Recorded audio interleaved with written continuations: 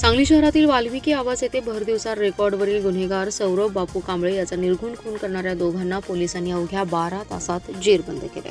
या खून प्रकरणी दोघांसह 2 अल्पवयीन मुलांनाही पोलिसांनी ताब्यात घेतले। खून करणारा रेकॉर्डवरील गुन्हेगार करण महादेव गायकवाड आणि युवराज हनुमंत कांबळे या दोघांना अटक केली। सांगली शहर पोलिसांच्या गुन्हे प्रकटीकरण शाखेने सदरची कारवाई केली।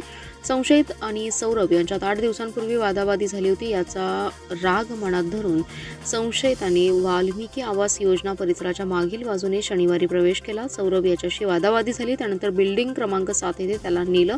त्या ठिकाणी एडका आणि दगडांनी डोक्यात, मानेवर आणि हातावर मारहाण करण्यात आली। एडक्याचा वार गळ्यावर वर्मी बसल्याने रक्ताच्या थारोळ्यात सौरभ पडला होता।